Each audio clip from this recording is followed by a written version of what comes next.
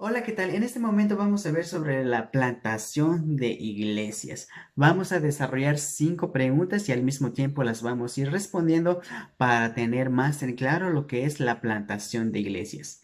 En primer lugar, ¿qué es la plantación de iglesias? La plantación de iglesias es el cumplimiento de la gran comisión que nos aparece en el Evangelio de San Mateo capítulo 28 versículo 19 al 20 y también en el libro de Hechos capítulo 1 versículo 8 de ir y hacer discípulos a todas las naciones. Pero déjeme resumirle de la siguiente manera. Es el método de evangelismo donde un grupo de creyentes liderados por un pastor o por varios pastores que se reúnen en un determinado lugar para practicar el evangelismo, el discipulado, practicar las ordenanzas, recibir el cuidado pastoral y también ser preparados para salir a dar por gracia lo que recibieron por gracia. Ese es lo que es la plantación de iglesias.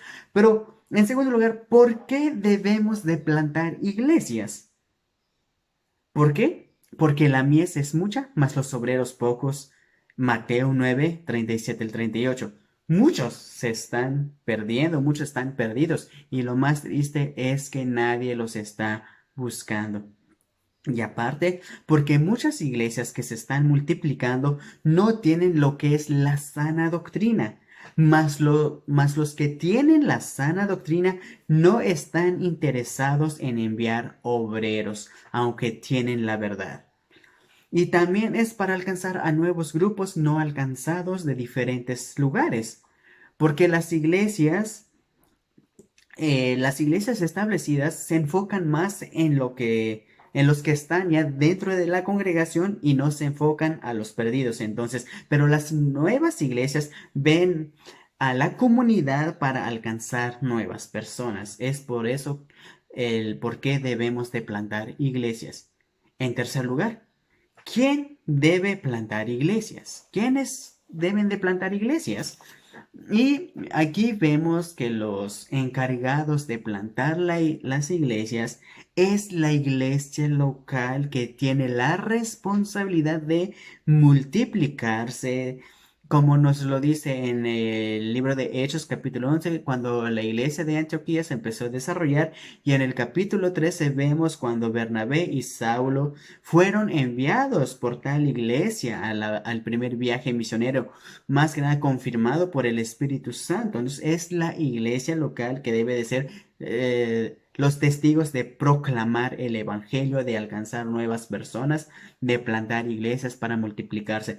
Pero lamentablemente, solamente el 4% de las iglesias establecidas se reproducen y los demás no están interesados en ello.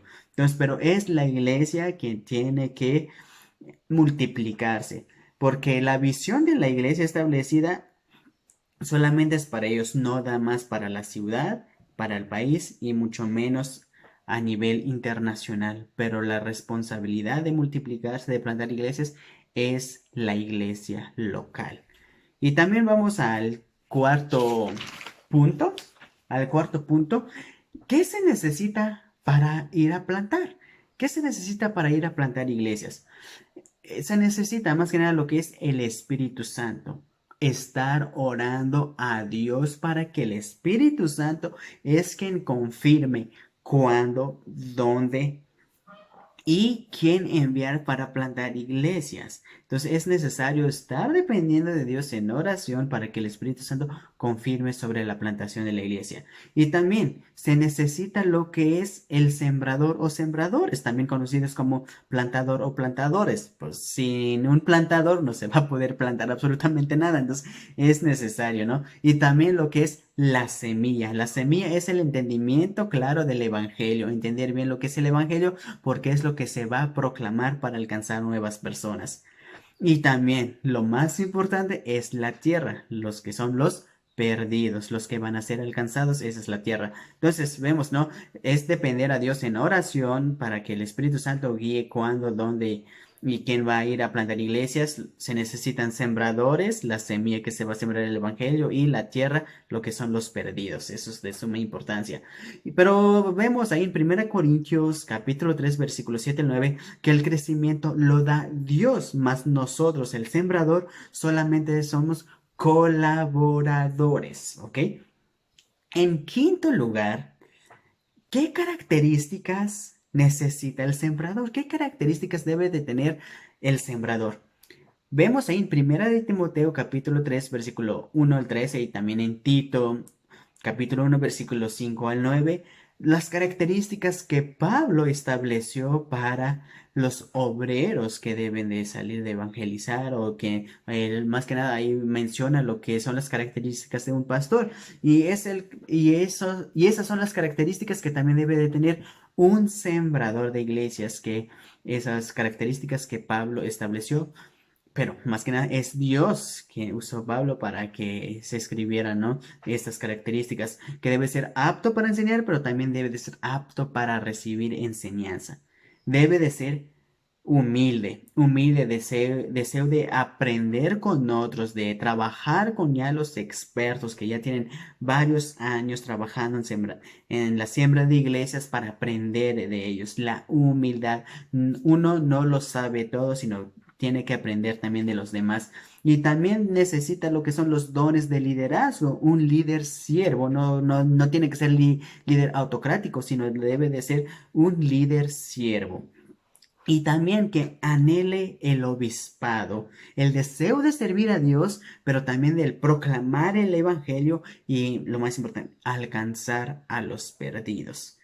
Que esté también dispuesto al trabajo duro o al sacrificio, porque al plantar iglesia, al principio uno tendrá que hacer todo el trabajo, tendrá que dar la bienvenida, tendrá que acomodar las sillas, habrá tiempos complicados, entonces el sembrador tiene que estar consciente de eso, lo que puede sufrir, porque después ya cuando la iglesia se va desarrollando, entonces ahí ya podrá pues eh, a involucrar a los demás en la obra del ministerio. Entonces, pero al principio tendrá que hacer él solito, ¿no? Entonces, y al último podrá, pues, designar trabajos, ¿no?